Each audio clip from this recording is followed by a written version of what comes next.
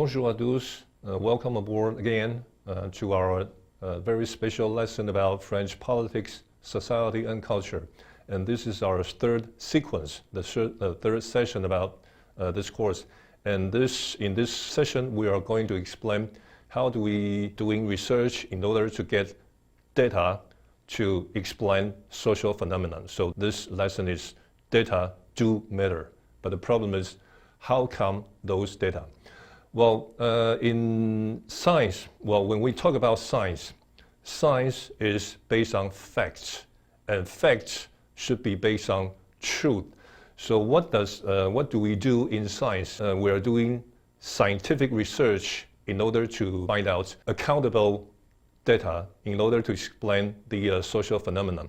So generally speaking, in scientific research, we can divide it into two kinds of major research method, which is quantitative research and qualitative research. Well, about qualitative research, it is the importance has been put on quality. So generally speaking, when we pick up a small amount of data, but we're doing very in-depth research, we call it qualitative research. And so there are some common methods of inquiry in so-called qualitative research. For example, in-depth interview. And about quantitative research, well, from the term you can already see that in this research method, number do matter. So the quantitative research emphasizes objective measurements, statistical, mathematical, and numerical analysis of data collected through polls, questionnaire, and so on. So quantitative research, the quantity of data is important. And so in quantitative research, we talk about poll, survey, or field study. But the numbers, the quantity of the data will influence the result of this research. So there are also some common method that we use to do quantitative scientific research, like survey or experimental research. So in this graphic, you can clearly compare qualitative research and quantitative research. When you do interview, focus group study, ethnographic study, case study, or literature review, then you are doing qualitative research. But when you do experiments, when you conduct survey, when you use secondary data, when you observe a big numbers of facts, or you process content analysis, then you are doing quantitative research. Let's get back to the quantitative research. Majorly, we use poll and survey to measure public opinion. But and in this graphic, you can also distinguish poll from survey. Well, maybe one of the very important factors that make differences between them is in poll, we ask immediate feedback, whereas in survey, you have many questions to ask. These are typical examples of survey and poll. In a survey, as you can see on the left-hand side, there are many questions, in detail questions that you have to answer, but in the right-hand side, this is a typical poll where the people being asked a very simple question: who do you vote for?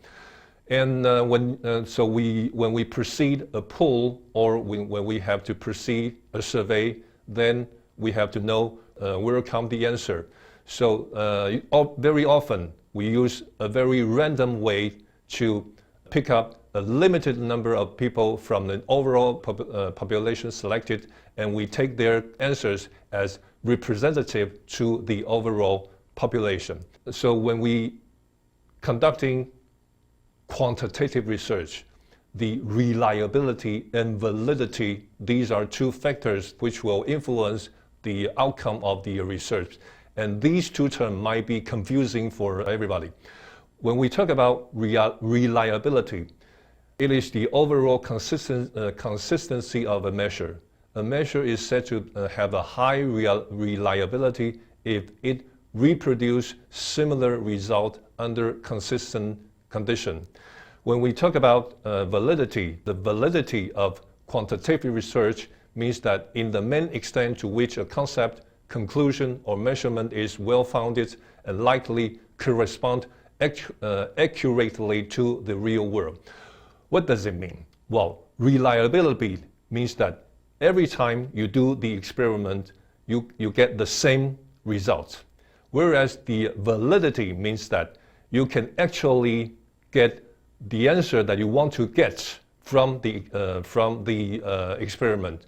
So validity is the extent to which the instrument that you are used in the experiment can measure exactly what you want them to measure. These are two very important conceptions that you have to distinguish when you proceed to quantitative research, scientific research. And here comes to the end point of this sequence. Well, I would like to take a very famous citation from Winston Churchill. He said that the only statistics you can trust are those you falsified yourself. Well, this might be a very contradictory citation, but this is a citation that I strongly suggest you to think it over and over again, because this is about how can we trust statistics, how can we trust number. Are number or survey or poll necessarily be reliable? So why the Sir Winston Churchill said that the only statistics you can trust are those you falsify yourself. It means that those statistics are produced, and once they are produced, they could be false or they could be misleading. I strongly invited everybody to think over and over again about this very interesting citation of Sir Winston Churchill. And as usual, these are references for this sequence. And until next session, please keep tuned and see you next time. Au revoir, à la prochaine fois.